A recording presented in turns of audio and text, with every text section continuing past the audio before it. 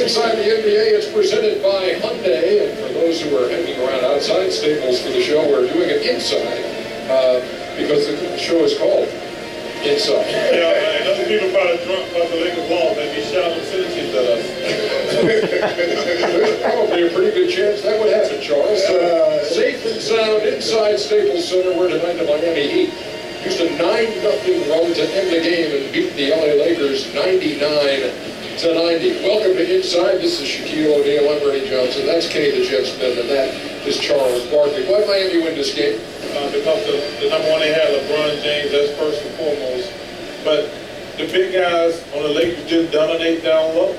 We talked about it at halftime. We talked about before the game. It's not an advantage if you don't use it. Pau Gasol and Dwight Howard had to dominate them inside, get them in foul trouble. Then what would have happened is once they started dominating, Miami would have had to double. Then that would have got those other guys involved. That was the difference in the game. Turnovers have been a problem for the Lakers, and tonight they were again. 20 turnovers leading to 23 Miami points, and that got started right off the bat. First quarter, as we take a look at the highlights. They turned the ball over. The first 8 points came off 4 Laker turnovers. 4 Laker turnovers. And what you have to limit Miami to is easy baskets. And if you can limit it to easy baskets and make them shoot over the top, they have a little bit of difficulty. The Lakers got no easy baskets, especially early on and throughout the end. So the beginning of the game and the end of the game were very similar. Where they got all kind of highlight reels and early and at the end, Ernie, where they got easier shots, and that's the difference. What Charles is saying, there's no easy shots, and there's just dunk after dunk after dunk. And then the Lakers, after that sluggish start, show some signs of life, and Dwight Howard's got Kobe Bryant, who's open through the back door, and it's 8-4, and then 12-11 on that play by Kobe. LeBron, more of the same. Too strong right there. Too big, too strong, too fast. That's just impressive to watch. Second quarter, more LA miscues. Oh my gosh. But if you see, this is all easy baskets off the turnovers and dunks, so if you can accumulate this many shots, this many easy baskets, you're going to win it. Pau Gasol back in there after missing a few games with a concussion, and he gets the little floater to go, little jump hook, and it's a 31-29 game. Miami now up 4, 33-29. And Kobe, who started slowly, fired it up late. But we had ourselves a pretty good game, and despite all the Laker turnovers, they actually led at the half. Dwight Howard, the and one right there. Yeah, they led at the half, but the lead wasn't big enough, and their big guys wasn't dominating enough down low. I agree with you, Chuck. Gotta dunk them. Gotta dunk that. So many times we've seen it, not just tonight, but this season, where he hasn't finished around the rim. And there is D. Wade on his 31st birthday. And here is D. Wade again with the floater. You know what I think too, Chuck?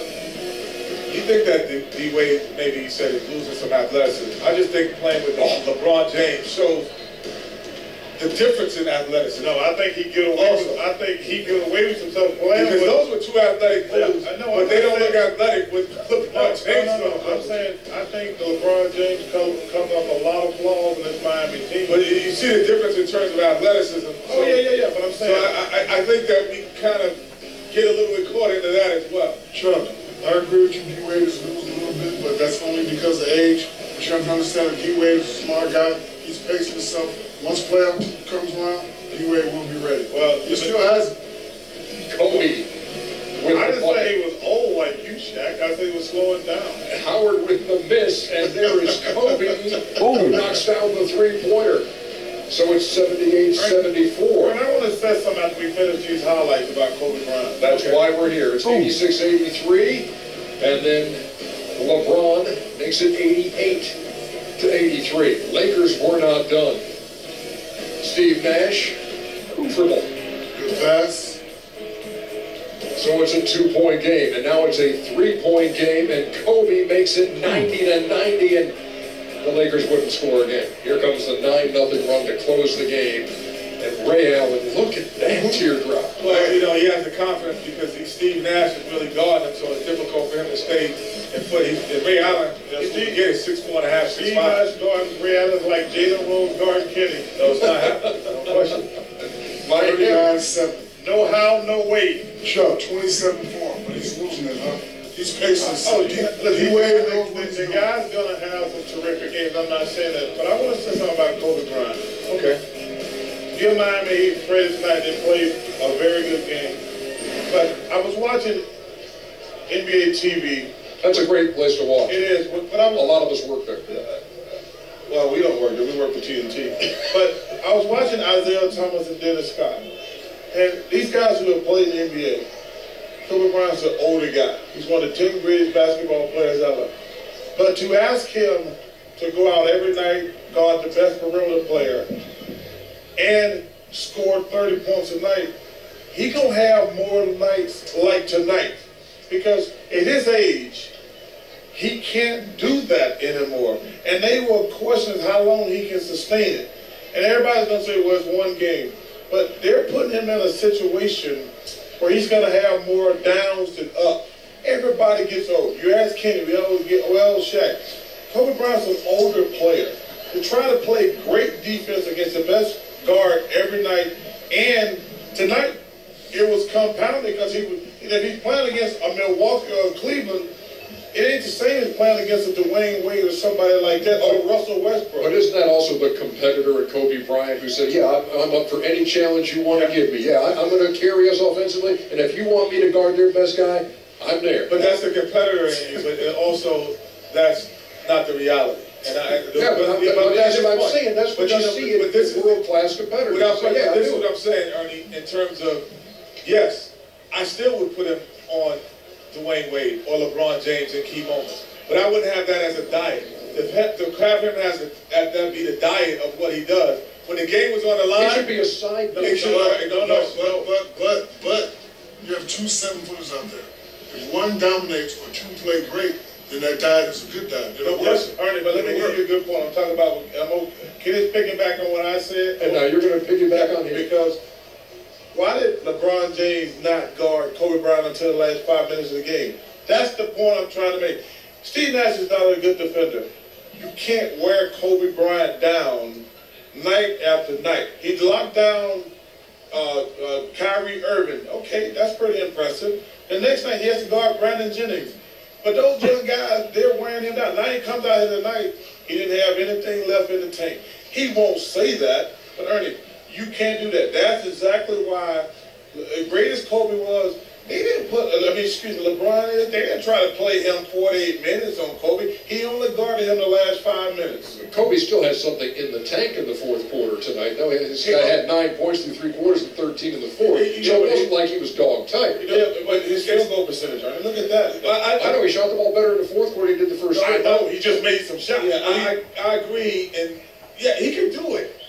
But 82 games, playoffs. What happens in the playoffs? What happens in the playoffs? There are a few Clevelands.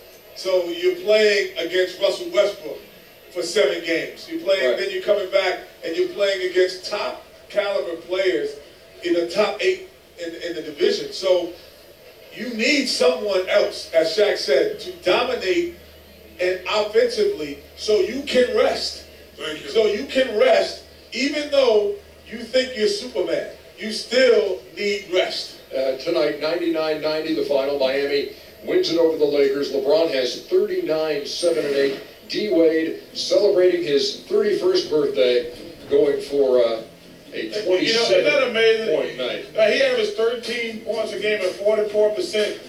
He has one good game. Now y'all tell me he's not slowing down. I'm telling you for a fact, D-Wade is pacing himself. He's not pacing himself. Come on, Chuck, yes he is. He's just getting older. Of course he's getting older. You talk about but he's shooting 50% of the season. No, but you talking D-Wade is smart. D-Wade knows what he's doing. You saw what he shot the last 8 games. You can't pick and choose and have a good game to say he's not slowing down. I hate when people do that. Of course he's slowing down because of age. But you talking like the guy can't play. I did not say that. I said he's not the same. Okay, what number 2 guard is he right now? Oh, I would have to sit down and look at the list in fairness.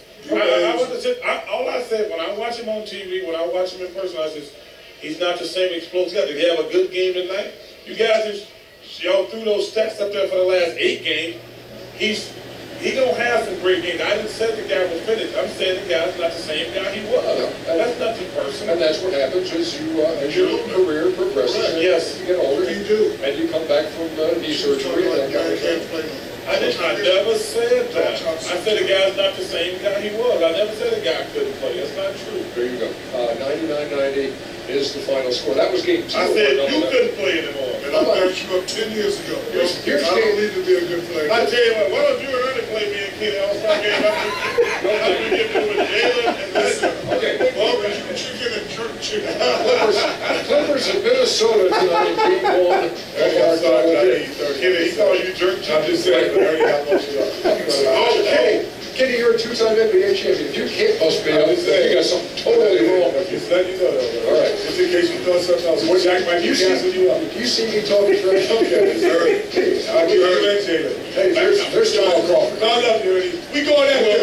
Don't let us break it up. All you got to do is open shot. I believe in you, Ernie. Okay, Ernie. I'm telling you, we going to Man's got to know his limitations, and I do. Okay, there's And, you know, like Reggie Miller said something, I totally agree. I hope these coaches look at Jamal Crawford as an all-star. He's been the second best player on his Clippers team all year. I mean, he'll certainly get some consideration, I would think. Of course, his teammates Chris Paul and Blake Griffin named as starters to the All-Star team in the Western Conference today. There's Caron Butler. Strong Rubio. A little tough juice there, 55-45, and then Rubio inside for a couple as Minnesota tries to stay close. This Minnesota team is over without Kevin Love. And he's out, yeah, and you see Pekovic, who's still in there, as Ridnour bottoms that one out, but Pekovic comes down awkwardly and leaves with a right quad contusion. So if you don't have Love, you don't have Big Pekovic. Well, just stop at Love, Ernie. Well, Pekovic, come on, Pekovic. He's not bad, but he's the guy who makes everything go. Oh, good pass. Yeah, to Matt Barnes. Make him look good, man. Make him look good, man. Jamal Crawford.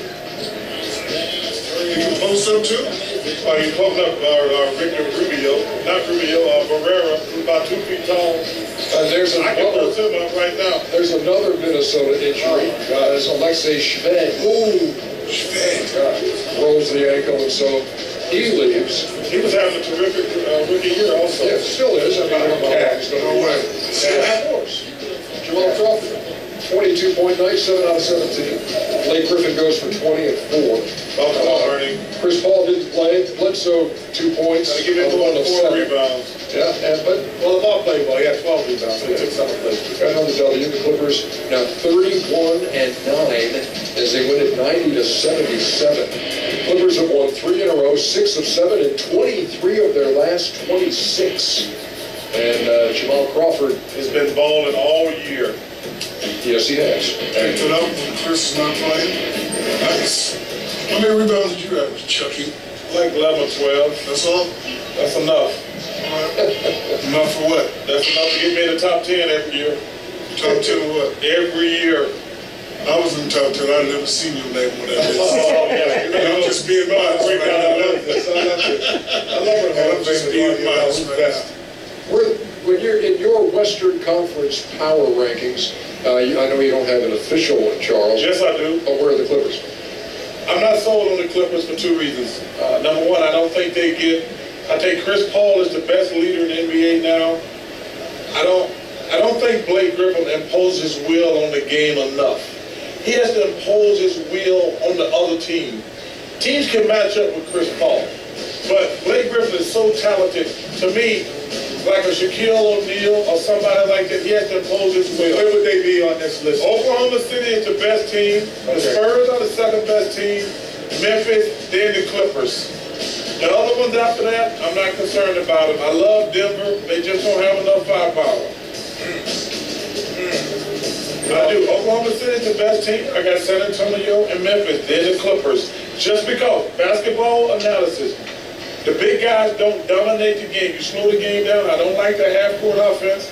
And also, I don't like their free throw shooting. That's going to be their bugaboo. Okay, so that takes care of game one. Game two, which we've talked about, Miami wins 99-90. And the great thing for the Heat right now, after this 3-3 road trip, they don't play again until next Wednesday. Wow. Why is that? Well, that's the way the schedule is. They have 5 nights off. And but certainly one of the highlights for the Heat in that time off will take place this week. Take a look.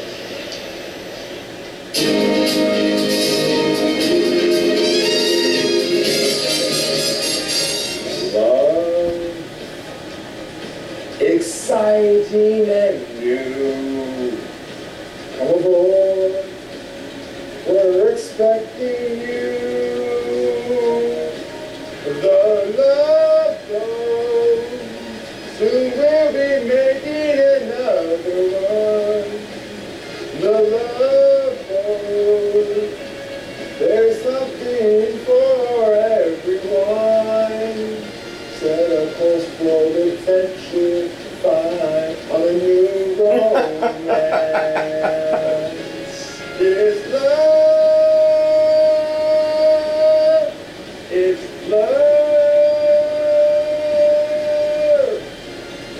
Join us January 21st at the magical Eden Rock Hotel as we celebrate South Beach Patio Beach Part 2. Yeah, baby, that's French.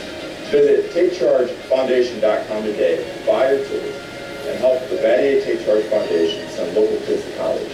Come on out for a song and dance, and who knows, you may fall in love all over again. I didn't know Barack Obama was on the Heat. That's one of the great fundraisers of Hey, you know all what? time. Him and Heidi and Newell do a fantastic job. That's true. I love Shane Battier. Great job, Shane. You keep people down in Miami, buy some tickets. Surely will. A good time will be had by all. What's this clip from halftime we're going to see here? It's it's not Ron. Shaq. So like the bottom look, like wild dog, dominate. That's wild dog. That's what you were doing. Yes. That's special. Hey, is that how they sound at SRs in Atlanta? Now? Is that how they sound at SRs? Hey, love you down the Bulldogs. Highlights from across the pond. SRs.